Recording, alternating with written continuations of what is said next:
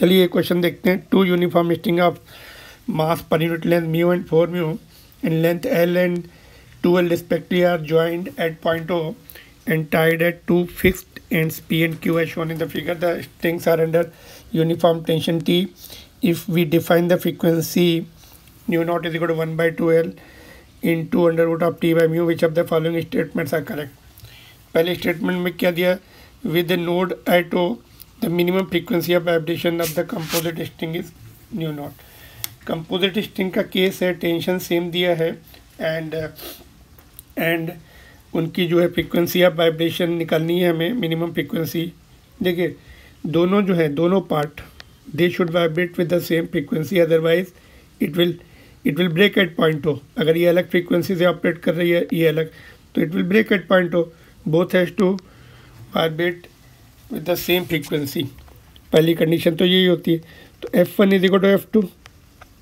First की string हम first की ले ली F1, दूसरे की F2, बट मोड अलग अलग हो सकते हैं। ये इसका nth मोड होगा, इसका M, बिकॉज फंडामेंटल फ्रिक्वेंसी दोनों की अलग है, लेंथ भी डिफरेंट है एंड दूसरी थिक भी है, बट बोथ में have the fundamental frequency different because length is different and mu is different.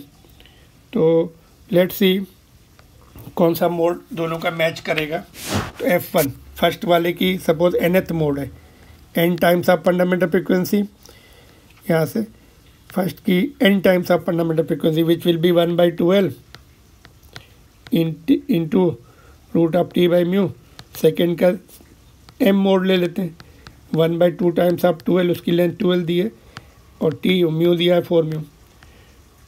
तो इसको हम कैंसिल कर सकते हैं। देखिए अगर हमने सॉल्व किया n बाई m कितना आएगा, देखो ये 2L यहाँ से कैंसिल हो जाएगा, T कैंसिल हो जाएगा, ये अंडर रूट का 4 बाहर आ गया, एक 2 पहले से ही है, तो 1 बाई 4 है ना।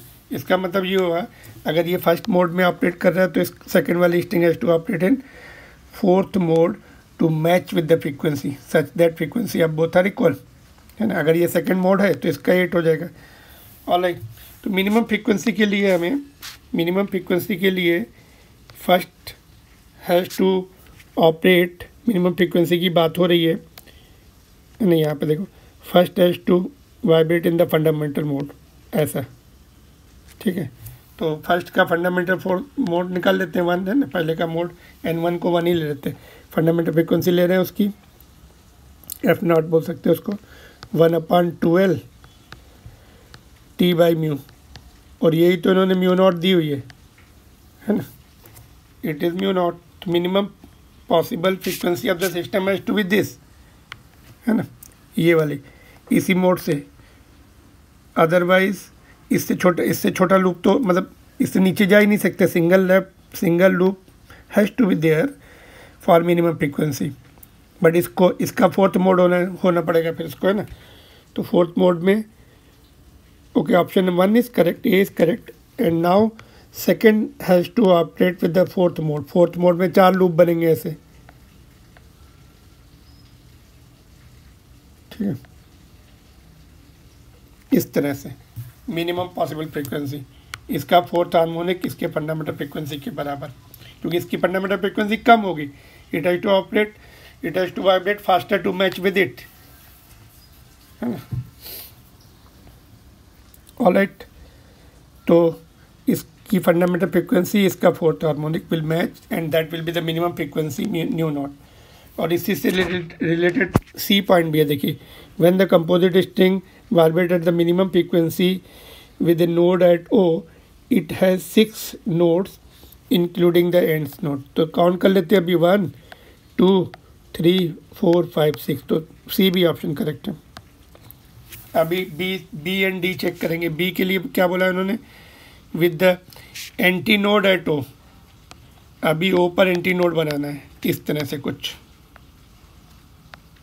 है ना, एंटी नोड बनाना है। तो मतलब एक तरफ नोड, दूसरी तरफ एंटी नोड, है ना।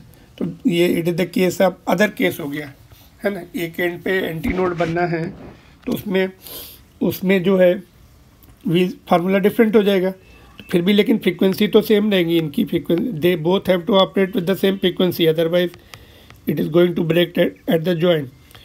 तो बट केस अभी डिफरेंट हो गया। अभी इसमें एंटी नोड के लिए हमें कौन सा फार्मूला लगता है, V अपान फंडामेंटल फ्रीक्वेंसी कितनी होती है, V/4L, इसकी आधी होती है ना फर्स्ट केस की। जब दोनों तरफ एंड नोड्स बनने हैं उस केस में फ्रीक्वेंसी मोर होती है कंपेयर टू एक तरफ नोड एंड दूसरी तरफ एंटी नोड। तो अभी फंडामेंटल इसका सपोज इसका कौन सा मोड है, nth मोड, तो इसमें ऑड नंबर चलता है ना।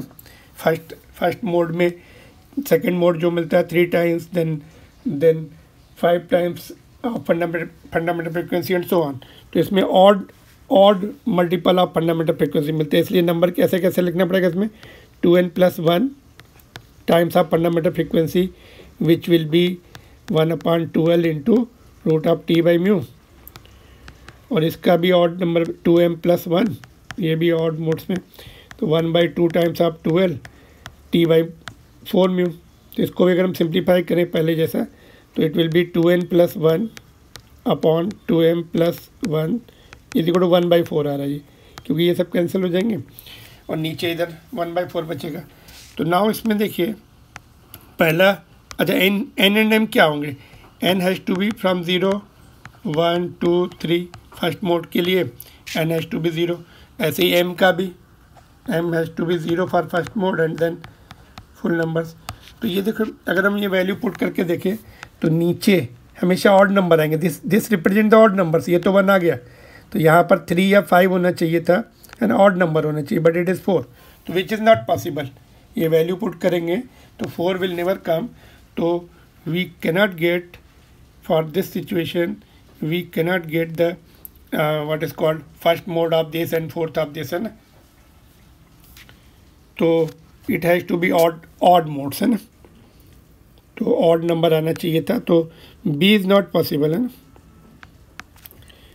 तो डी देखिए, no vibration mode with the anti node at O is possible, वही एक्सप्लेन कर रहा है जो हमने अभी जस्टिफाई किया। तो this is correct, no it is not possible to have this anti node at O for given situation.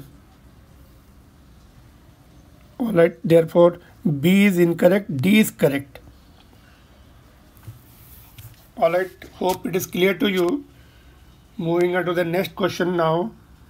If you like the explanation, please subscribe the channel and also hit the like button. Alright, moving on to the next question now.